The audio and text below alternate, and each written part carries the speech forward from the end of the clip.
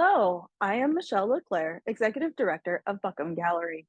Today, I am chatting with Whitney Lea Sage about her exhibition, Portraits of Home, on view through February 11th. This exhibition may also be viewed on our website at buckhamgallery.org. Whitney Lea Sage's exhibition, Portraits of Home, presents the neighborhoods of Detroit and Hyde Park, Michigan, with nostalgia through the language of meticulously rendered monochromatic ink drawings on watercolor paper and aqua board panels. Stylistically modeled after tintype photography, Portraits of Home and Sage's Homesickness series feature frame endangered or absent homes in these cities as they appear today, as white voided facades or as empty lots. Raised in the suburbs herself, Whitney aims to highlight the long-standing contentious relationship between cities and suburbs due to the racial, economic, and cultural disparities, and aims to expose experiential distance between viewer and viewed, confronting the ambivalence often reflected in attitudes towards and media coverage of urban communities. Before we join the conversation, I would like to say thank you to our incredible audience, whether visiting the gallery in person or viewing these videos online, and to all the artists who submit to our exhibition calls. I appreciate you.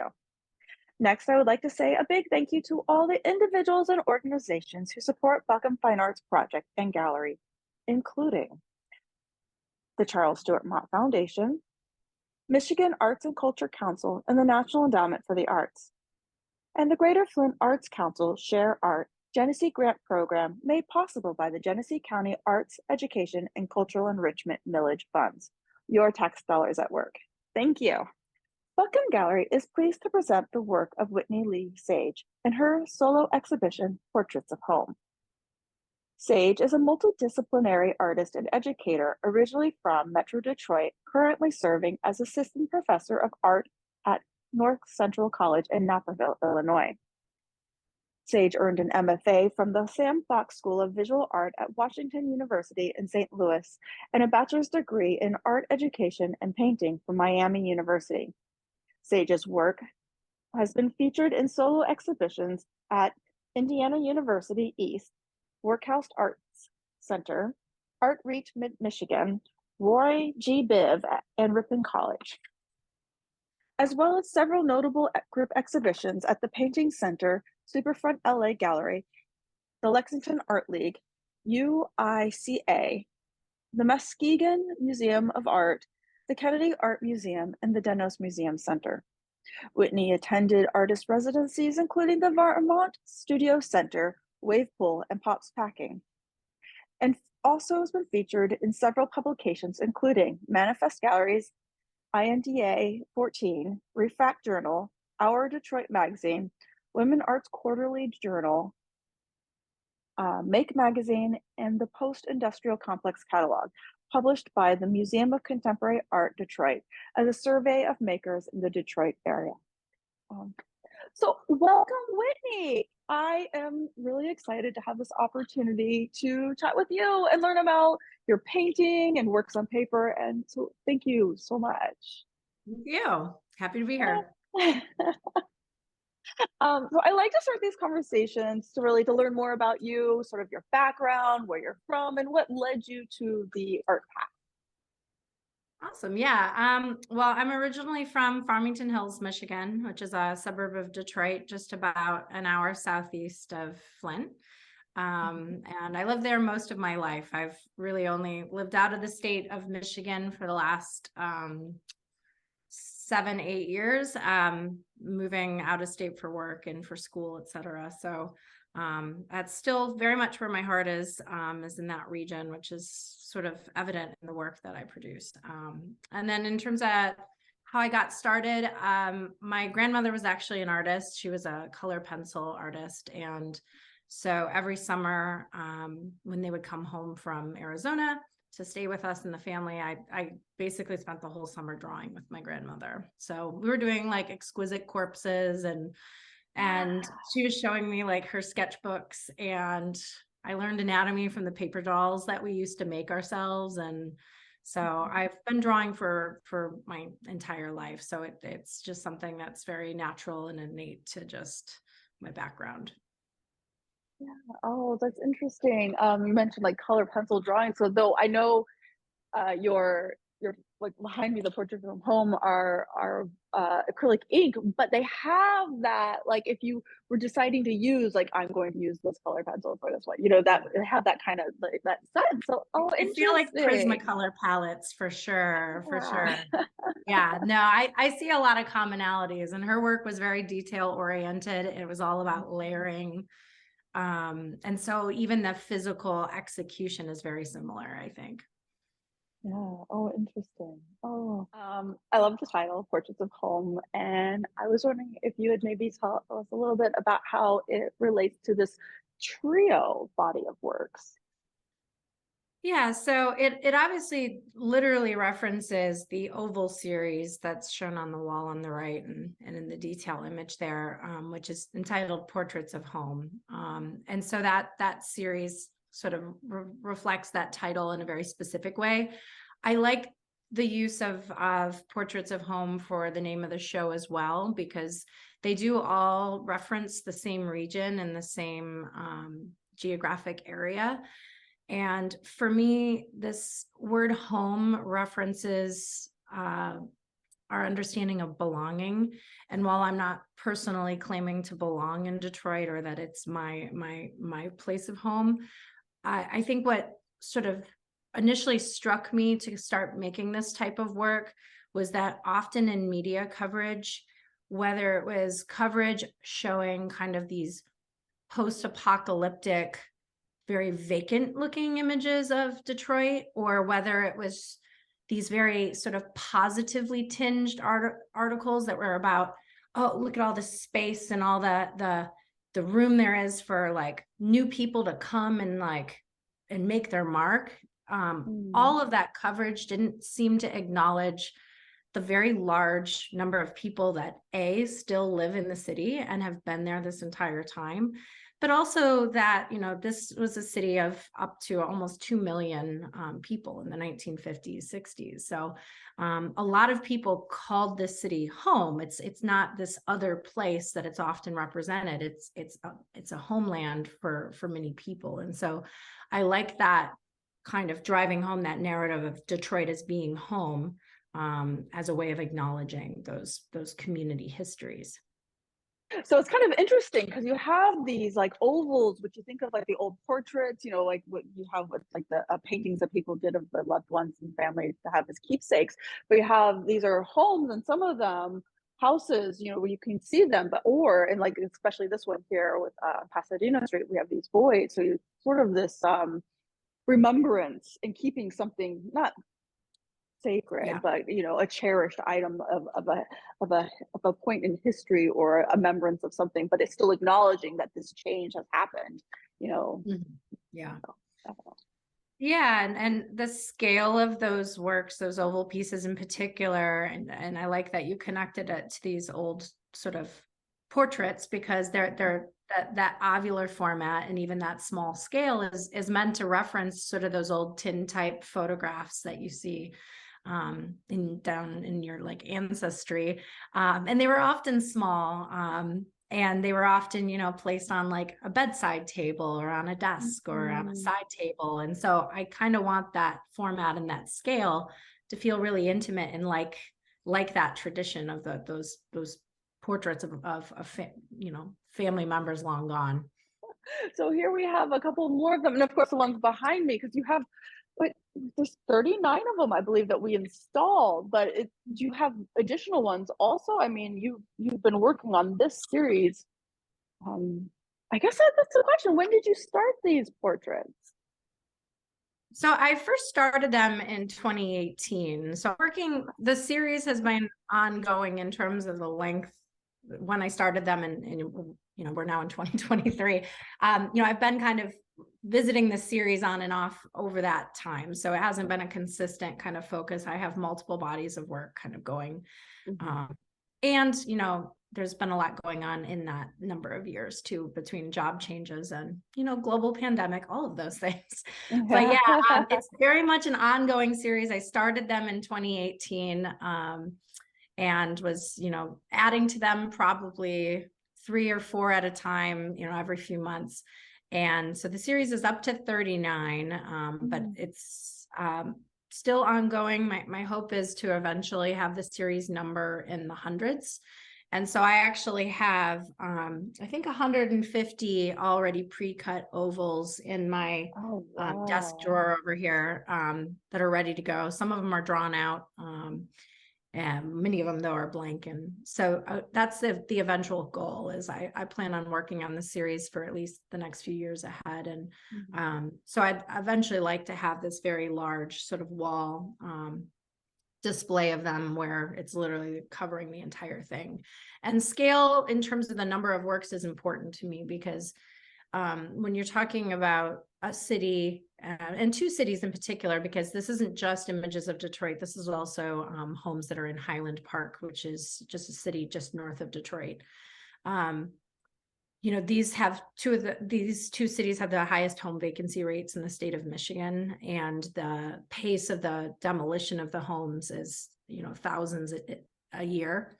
And Mm. so there's tons of homes that have already been lost. There's a lot that will be lost in the next few years. And so trying to get the scale of the work to be more reflective of the scale of the loss is something that's a goal. Yeah, definitely. So I did mention earlier about your title for Portraits of Home being this trio body of work. And so here we have images from all three of them.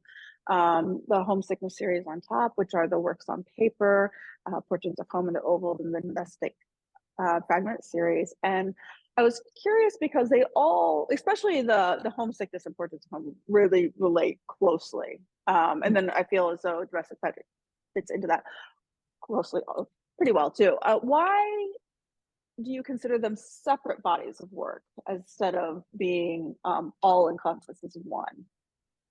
Yeah, no, that's a great question. And I think in a lot of ways they do. I always picture them all being displayed together. So in a lot of ways, I do consider them all part of sort of the same sort of body of work. I guess I do discuss them as separate and distinct series because of sort of the unique differences between the way that I'm kind of perceiving each series. So in Homesickness series, that's the oldest of the series. I actually made the first work from that series in 2016. And that series really kind of accidentally happened. I had bought a bottle of Payne's Gray Daler Rowney acrylic ink, and I'd never used it before. I just thought it was really beautiful on the art supply shelf. And so I bought it.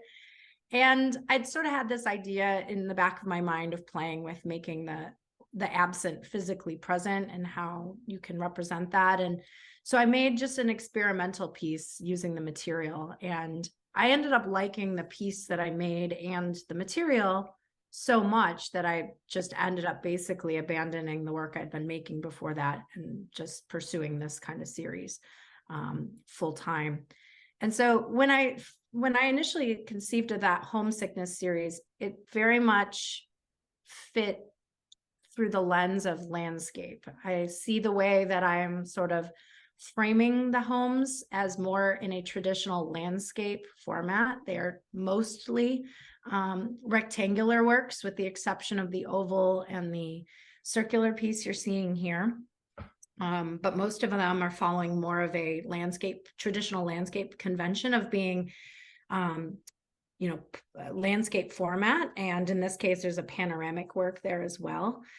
So the amount of the zoom, the presence of the homes within that sort of composition feels almost secondary to the overall space of the landscape around them. For me, those works really felt about showing the expanse, the space of the landscape, especially given in a number of these neighborhoods that have been most hard hit by demolition and abandonment.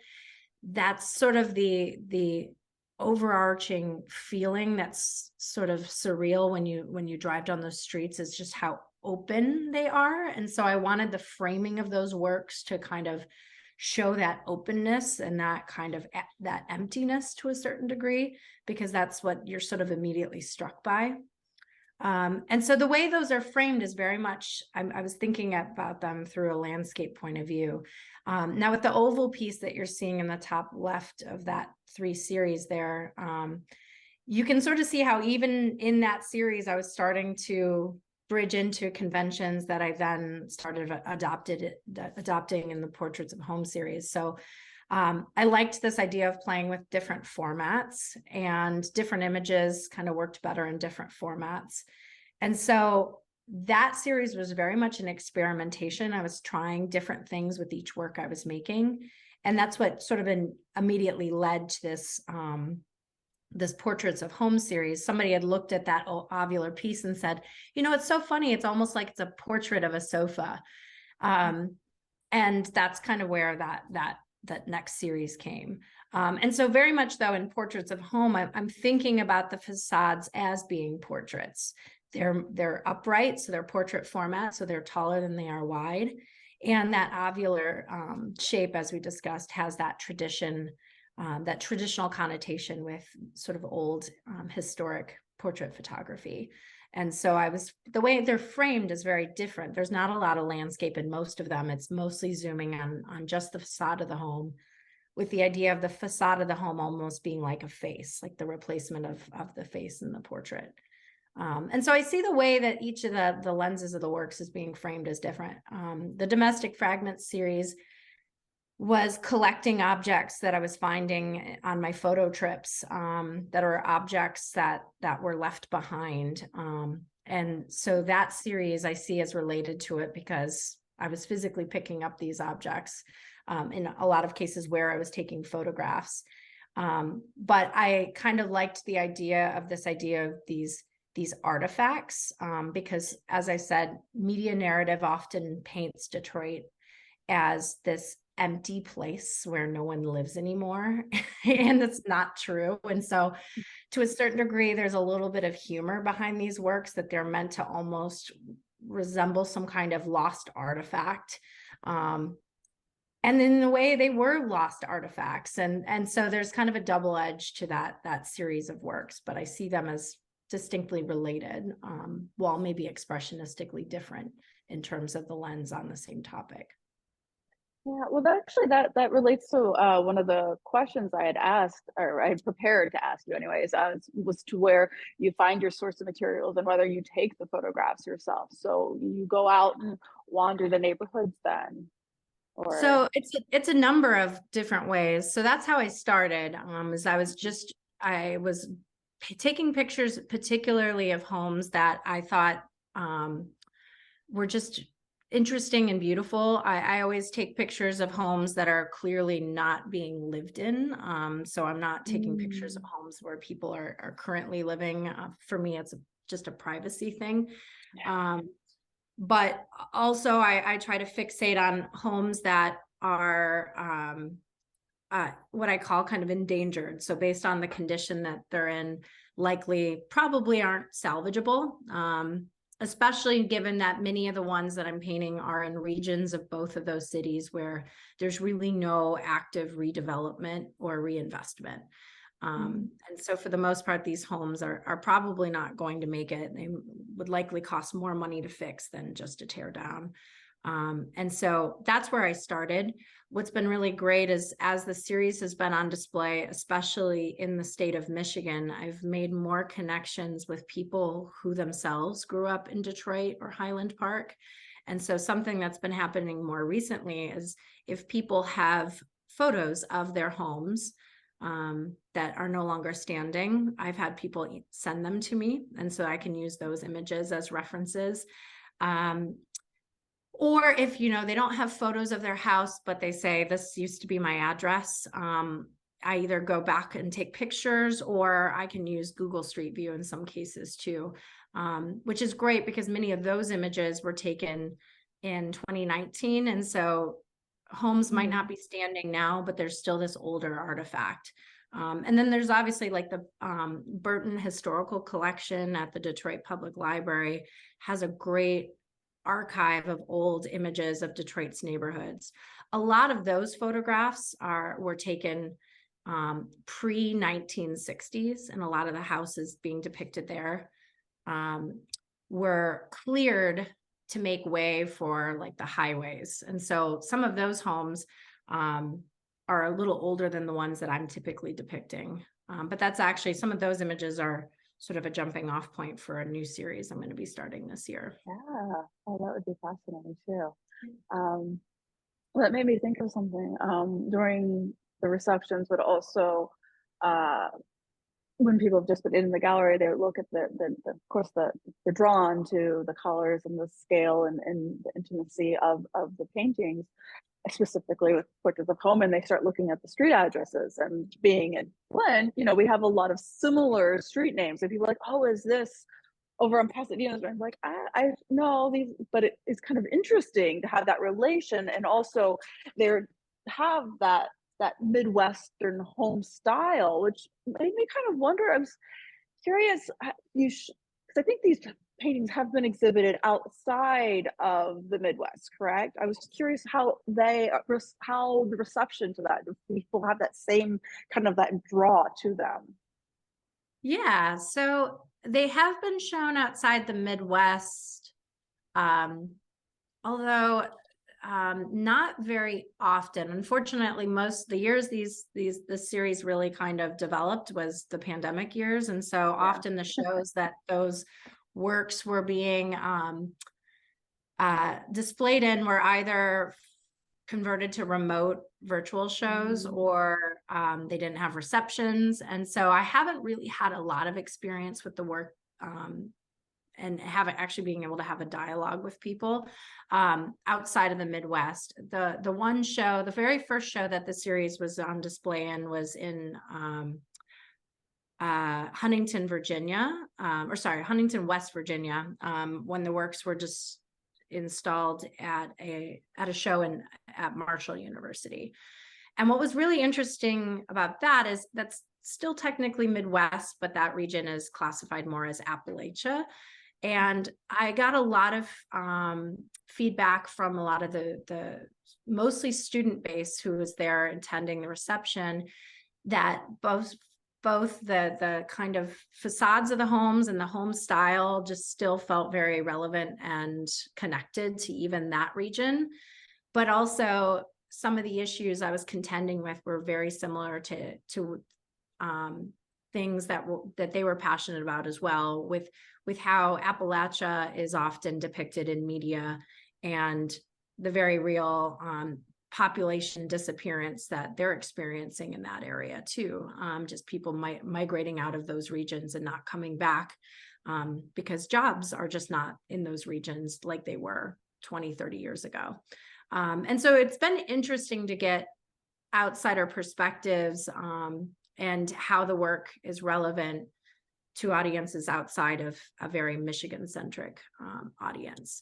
And so that's been great, and something I look forward to getting more feedback on, and more input on.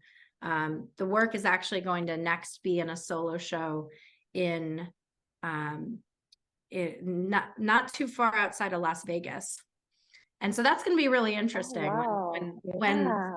When these bodies of work were accepted for a show there, I kind of had a moment of thinking, like, really, like, I don't think I thought that was going to be an audience that would find the work relatable. And so I'm really curious to know, especially from the reception, they'll have a reception and artist talk, like what kinds of feedback I'm going to get from that experience, because that seems very sort of outside of the region. Oh, well, yeah, and definitely different architectural styles, everything. Yeah. Even like for culturally, I mean, just everything. So it's really cool. Yeah, so I'm curious, and that's something I definitely look forward to, but it's something I haven't really gotten a lot of direct feedback on, mainly because the shows that I've been in most recently have still been coming in that post-pandemic thaw kind of, where we do a lot of stuff virtually, and I'm not getting as much in-person feedback. But when you mentioned the addresses having that connection, I had the same experience when the works were on display in Grand Rapids as part of Art Prize. that Portraits of Home body of work was on display there this past fall, and same street names oftentimes in Grand Rapids as well. And so everybody would come up and think that these were Grand Rapids homes, and they look a lot like them too. And so I really like that ability for the work to speak to multiple people. I don't necessarily think it's important for the work to be geographically specific for you to understand. For me, it's important for it to be geographically specific to understand the scale of loss in one place.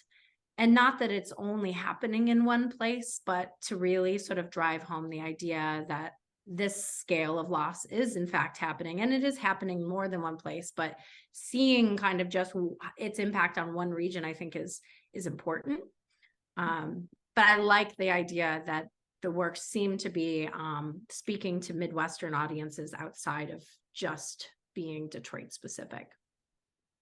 Okay, well, I'm going to take this a little off in a different direction. I'm curious. I know we talked about, when I asked your background, you mentioned your grandmother and working with her and the colored pencils. And that made me triggered to this question was like, what are your influences on your colors, your choice of colors for the Portraits of Home series?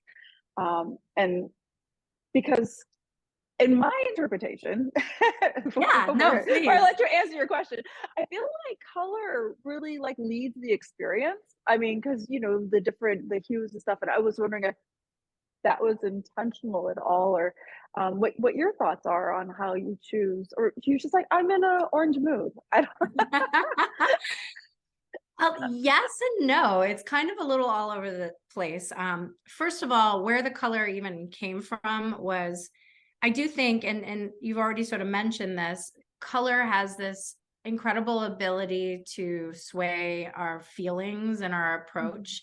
Color is incredibly individualistic too. And for me, working on that homesickness series for several years before the Portraits of a Home series started, I really missed color because I was starting, I think the mood of the Payne's gray, very almost black and white palette really started to impact me a little bit. I think I started really missing color.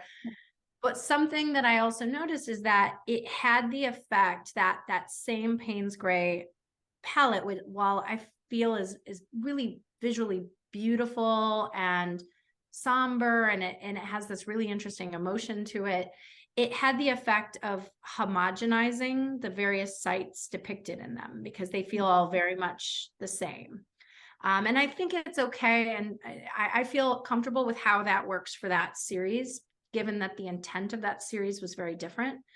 But in this idea of creating each individual home and trying to document as many as possible and to highlight these homes as memorials or markers for the lived history of each individual lot and space, it was important for me that the color in each work be different. And so my first goal in terms of my approach of color is that every single work has a slightly different tint to it than the works that are, the other pink works. So I try to change temperature or intensity or tonality, or I try to change different ways, the color in different ways, so each work tries to stand uniquely different from the rest of them in the series, which was easy at the beginning. It's getting increasingly more challenging with the more works I make, making sure they end up looking different. In terms of which color, in some cases, it's directly referencing the home that stood there before. So for example, there's a work in the show that's got this like bright lime citron yellow. And that house had bright yellow siding on it. And so it was a way of referencing, since I wasn't showing you the siding in that house, it was a way of referencing that color. One of the works I currently have working on that was a address that someone gave me while the work was on display in Art Prize. It's an empty lot. There's no longer a home there, but I'm using a very peachy kind of palette for it because they talked about, the person who I met who gave me the address was talking about this peach tree that used to be in their backyard that they always remember climbing and eating from. And so I try to find ways of referencing either the structure itself or something that references the site. In some cases, though, some of those colors are not natural colors that you wouldn't often see. There's not a lot of purple houses or magenta houses in the city of Detroit. And in some cases, you know, I don't know what the color of the house or used to be, so it's a guess. Sometimes it's a mood that I just am kind of getting from that site or that feeling. Sometimes it might be referencing something, but it's a piece of litter that's on the street, which is the only marker or the reminder of what was left. And so I try to find some reference, but some of them are a little more random, more based on feeling and just kind of creating different evocations. Well, I love it. Oh, all of that, but the brightly colors and Yeah. everything, the installation is just so attractive. It draws people back, you know, so Mhm. they come in closer to see it. And Yeah. then each one has its own feeling, not just, you know, of course, through the choices through painting when what you leave and what you take out, but then the feeling that the color evokes. I don't know. I think it's really great. So you have this like, oh, that's attractive. I'm gonna go over there and check it out. And then Yeah. you kind of get drawn into each one, you Yeah. know. Yeah, and you do start to feel like you can make connections. So, you know, there's several works that are yellows, several works that are greens. And so sometimes Mhm. people start looking at them and trying to connect the dots of like, oh, are all the green ones from the same street? Or and there isn't actually an association between them. But I like the idea that people are spending that kind of time maybe drawing conclusions and trying to make associations even if they don't exist. Um, because in a lot of ways, there's connections that are invisible there. I mean, these were in some cases houses that are several streets apart from one another. You never know who were neighbors or friends or went to school together, and so a lot of that history is not archived or really documented in any kind of way. And so I like that idea of trying to draw connections to things that are connected that we don't really necessarily know. And it's very true when people come in, they're going to bring their own experiences with it and have their own interpretations, which are with what you have made with Yeah. those different colors. Yeah. How do you choose which elements of the pictures that you leave in, or which ones to remove, you know, or to leave as a void? Yeah, it's a great question because like I said, I see really both homesickness series and portrait series as sort of an exploration across the body of work. I don't always do the same thing in each one, and it's meant to kind of be an experiment in how it changes the work when various elements are included. So the single family home, which is shown here, was the second work from the series. So this is one of the older ones. The very first work that I had created, which is known, the title of that work is Victorian Mansion. It's not in the show. It's owned by Ripon College. It's in their permanent collection, but that work was entirely voided. So the entirety of the work, the entirety of the house was not present. And so with this work, it was about creating this entry point. I like this idea in this work where you have the platform of the front porch and you have the stairs up to the house, but there's no door, like that is absent from the space. And so I thought that was interesting, this idea of talking about accessibility in a way that references the accessibility of memory.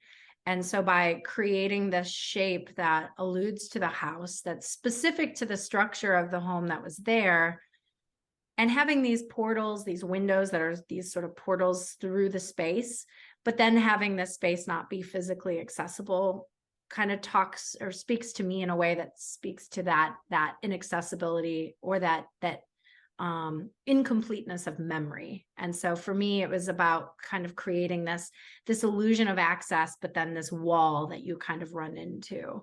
And so I like playing with which elements to include, which ones to not include. So some of the homes I actually have shown like the entryways into the spaces. And there's sort of interesting tensions then between a doorway that you physically feel like you can walk into, but then these flat windows that make the house look like a cutout. And so I like to play with this idea of flatness and depth. They become almost like these, I don't want to say cubist spaces, but like parts are dimensional, parts are flat. And so there's this almost folding and surreal experience of spaces that are dimensional but flat in areas, and I like playing with that. So once again, almost that flawed idea of memory not being fully like able to fully encompass what was there.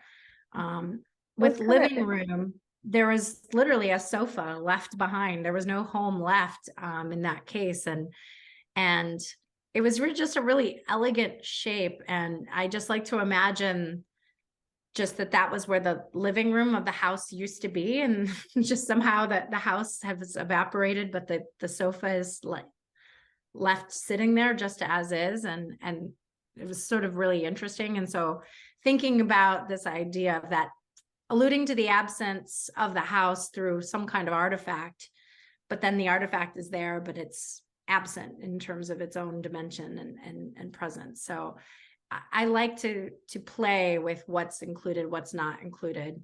In some cases, there's architectural features of the home that I just love, and that it would honestly break my heart to not include, because they're just so beautiful and unique. And a lot of these homes that I'm painting, they just don't build them like this anymore. These old brick homes that have really interesting brickwork. You just don't see a lot of homes being made in those ways anymore. And so showing some of those features is a way of kind of honoring that memory and that experience of at least little snippets of what was once there. Yeah. Well, I had two thoughts. So first one was with like, especially here with the single family home, that sort of voided home. It's more I mean, it's not there. Obviously, it's not painted. It's left blank, but it is more concrete, I feel, than anything else on there. It is almost like a white cinder block of a presence. You know, this is very present than the steps or whatever. And then even with the windows, shapes you wouldn't actually see straight through that house through that one window. So you know that is just very intentional about this is what is behind and not what you would have seen through. On the other, I'm actually going to have to pull up the other side because maybe the other one might be more right here. Okay, so for these, here you have some of the parts of the house there and other parts that are missing. I think that is really kind of interesting. You know, it's not just I'm always going to take the house out. You know, here we have aspects of it, and then like the archways and the windows that are present in some, which I just thought. Yeah. And the greenhouse there, 4276 Springle Street, that is one of them that's been torn down. That's no longer there. And so it's nice to have a more present marker of what was once there, because it's just an empty lot with a sidewalk now.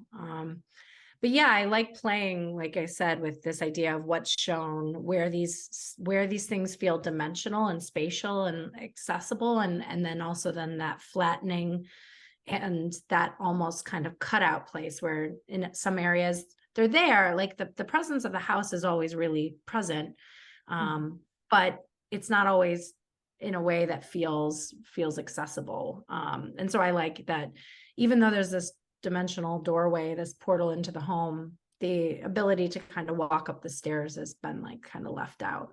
But I like playing with, you know, what's display or what's included, what's not included. I really love too, in the photo I took of the original house that used to be there in the green work, that really beautiful dappling of the sun coming through the trees and like creating those shadows on that upper portion of the house. And I just thought that was really beautiful. Even thinking about how one's memories and one's experience with a home can often even be the light that you experienced in the various spaces. And so I liked even that idea of showing that just by virtue of being able to show the light that would maybe regularly fall on that home. Yeah. Oh, and it's kind of interesting thinking about memory also, and frequently when at least think back on things that have like kind of a tinged color, like a different kind of color, and each of these having their own color too. It's like each one's its own little contained memory of of an occasion, of a happening. Yeah. Yeah, they almost directly reference that idea of like the rose colored glasses. I mean, the work on the right, really literally. But that idea that it does feel much like a lens, like that monochromatic palette, while it gives it individuality, also feels like a lens of the viewer on the space, or maybe a lens of the person remembering the space. And so it does feel very much kind of like that. I think that's a great observation. Oh, I was just kind of thought about this. Oh, why do you choose acrylic ink, or have you always like done works on paper, and this was just sort of what lent itself to you? Or I was just kind of curious. Yeah, I've media wise, I've moved around a lot. When I was an undergraduate, I was creating oil on panel paintings, and I was doing mostly figurative work up until around 2008. So I've changed, I tend to change mediums a lot. This is probably the longest I've worked with a singular material, in my creative career. I've always really been bound to traditions of painting in some way or the other. Even when I was sort of experimenting with other materials, oftentimes I'm either creating a different body of work in painting, or I'm engaging painting in the development of those works in some way. For me, the material behaves a lot like watercolor, and I've used watercolor and gouache a lot. And so I really like that ability to kind of work with it in that very washy, layered way. But what I like about the work is the real difference I see between watercolor and gouache and the acrylic ink that I'm using is the way it dries, that sort of matteness that's there. It feels really concrete. It feels almost, it lends to it almost a photographic quality to it, which I actually love and hate. I love it in that it really kind of, it almost substantiates the work in a basis of photorealism. It makes it seem like maybe they're actually documentary photographs than paintings themselves. So I think that's really interesting, and it really, I think, draws some of into the realism of the works themselves. What I don't love about that, it's a double-edged sword, is that oftentimes people who fail to actually get close to the work think they're photographs and they just kind of move on. And so there's sort of things I love about that and I dislike about that, because obviously if they were photographs, they would take a lot less time to produce. So they're really meticulously rendered in a way that also lends itself to that photographic kind of interpretation. But I really like, especially on the panel-based works, the way that the ink dries in this very kind of flat quality, and it kind of bridges. Sometimes I call these works paintings, sometimes I call them drawings. I don't really know where they exist. They're kind of in between for me. And so I like the material because it kind of muddies the water there too in terms of what they are. And it's interesting. So you think of like oil paint as having that sort of glow, but these have their own glow also, that you don't always get with the watercolor. Yeah. Well, thank you. Yeah, the ink is really vivid. Most of the works that are in the show, the color has been diluted to some extent by mixing with other colors. So very few of them are just the ink right out of right out of the tube. So they're incredibly vivid. There's like a bright teal one and the bright pink one are probably the two that are the most concentrated in terms of the use of a material right out. But they are really, it's a really vivid brightness. And I feel almost like they have more of a glow than working with watercolor or gouache. Most of the works that I produce using those materials, and it could also have been the way I was working with them, but they didn't seem to have that same vibrancy. So what are some of the major influences on your work? You know, like what are you looking now, or you know, any changes, or if maybe it's teaching, you know, what kinds of things are affecting you? Yeah, well, yeah, I would say that I get a lot of I get a lot of influence from my students and what my students are doing and their own personal projects, and obviously also the artists that I'm introducing them to in connection to that. I don't see as much of a direct lineage in that connection or that influence between that type of work and what I'm doing.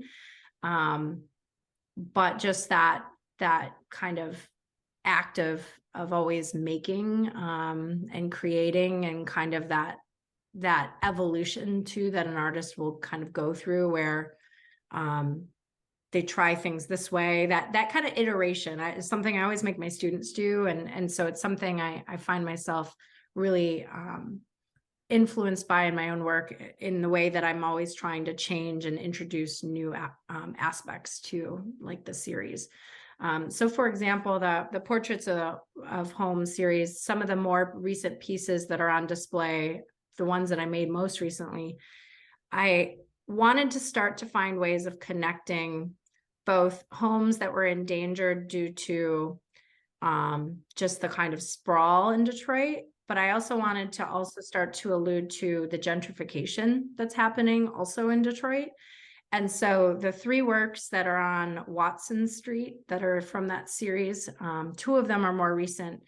And one of them shows the sort of old Victorian mansions that used to be in that neighborhood. One of the works shows sort of an empty lot because many of those old Victorians were torn down.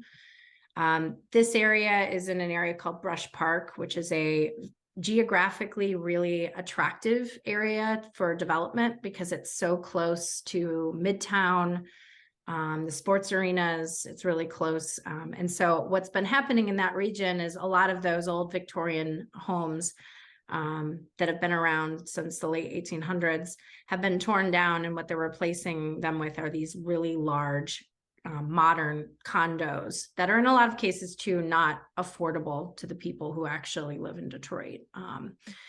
And so one of the Watson Street works, it's purple, is actually showing the facade of one of these new apartment buildings being built.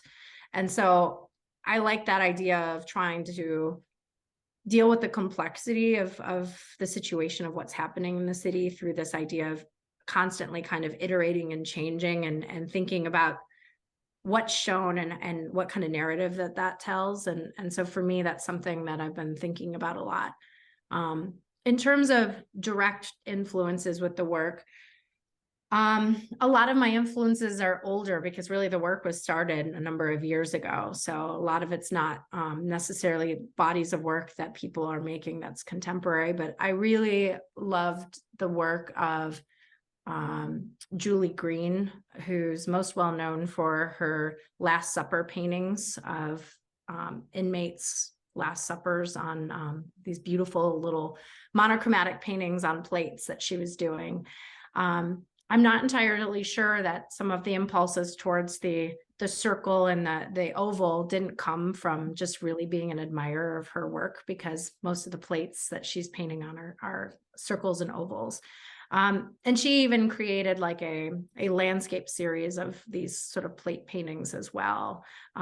Not really the same in terms of subject matter, but they have that same kind of monochromatic palette and that attention to detail. So she's someone whose work I really have been influenced by. Margie Weir was playing with landscapes of Detroit as well. And this idea of the void, I always thought was really beautiful in her work. She was creating these really meticulous drawings of homes and structures in Detroit, that the building was incredibly meticulously rendered, but then they were placed in these white voided backgrounds. So taking this object and sort of divorcing it from its geographical context. And so I think a lot of my ideas around this, that play with the void and with what's not included, came from being a real admirer of her work as well.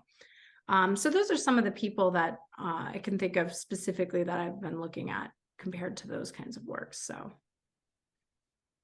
Oh, thank you. So you alluded to another project that you're starting to work on. And so is that kind of what's next, or is there anything else that you are kind of leaning or thinking about? Yeah, for the so studio? I have a new series of work that I'm going to be working on, probably at least for what I'm kind of envisioning now, just for the next year ahead. And it's not necessarily a replacement or the end of the series that are currently on display in your space. Those series, I actually have an artist residency this summer that I'll be focusing on creating new works for both of those series. And I have a few already drawn out, ready to go. But I have a new series of works that I'm going to be doing in a residency that is a risograph residency, which I haven't really had the opportunity to do a lot of printmaking in my more recent work. And so I'm really excited about that. And so I'm currently in the process of making some paintings that will be basically printed in risograph and turned into a postcard book, sort of a vintage, so the vintage format of a postcard booklet. So these will be editioned and distributed via various art book fairs and stuff. And so it's a new audience, it's a new kind of body of work, which I'm really interested in. And it's sort of very, very related to the work that's currently on display. So it's still thinking through this, the structures that are no longer present, but very much through the institutional lens of homes that were taken down for the construction of the highways in Detroit. So specifically focusing the lens on the neighborhoods of Paradise Valley and Black Bottom, which were historically African-American communities that were basically leveled in order to build some of Detroit's highways. And so it's going to be about kind of partnering archival imagery of what the structures used to look like with modern day images of overpasses, highways. And so it's this kind of partnering of those two types of imagery. And what I really like about this too is it sort of introduces the institutional piece of it, because you could maybe look at some of the other bodies of work I've created and think it's about just how things decay over time and just how life cycles change and just evolution. And so it can be very easy to think that this is about natural degradation, but it's not. Many of these communities lost their resources. People moved out of the communities for institutionalized reasons, for things that were human caused. And so what I really like about this new series is it's really looking at that in a very obvious and clear way. And so I think it introduces something different to that conversation that's still very relevant to the rest of the work I'm creating, but provides a different perspective. Yeah. Oh, I can't wait to see some of those. That's really great. Yeah. Oh, Yeah, so I'll be oh, posting sort of working images of those on my Instagram as I'm producing them. And then the artist residency will be in May. And so that's when we'll actually get into some of the printing of them. So it's a project that is kind of nice. I'm very excited about it because it's a different sort of direction, but and I never really know what's going to happen. It could be a series that I end up working on for the next 10 years. I have no idea, but it also has the ability to be something that maybe I do, and then it's done. And, and I kind of like that difference of pace, because I have these long projects that I've been doing, and it's kind of nice and exciting to think about the push to make something and to kind of come to some kind of conclusion, or at least, reach an end of a sentence. So Yeah. I'm excited to see where it leads, though, because I don't think it's necessarily going to be a one-off thing, but I'm excited for that kind of pace to change. Yeah. Oh, well, that sounds fantastic. Well, Whitney, thank you so much. I have loved talking to you and learning about these, and really for sharing your work with our Flint and greater audience, virtually and those in person. This is really great. Awesome. Thank you. Yeah, it's been an absolute pleasure to have the work out in the space. It's always for me extra special to have the work in the state of Michigan, because it's while I find it has relevance elsewhere, it's just great for it to be in communities that there's a connection. And so it's been an absolute pleasure to be able to have the work in the space. And I look forward to hopefully the connections that hopefully will come out of it. So if anyone's interested in the work or learning more, I would welcome them to reach out. Oh, well, one more time, I would like to say thank you to Whitney. This was really a great pleasure to learn about these beautiful paintings. And thank you for being here with us today. This has been really great. Have a great one. Bye.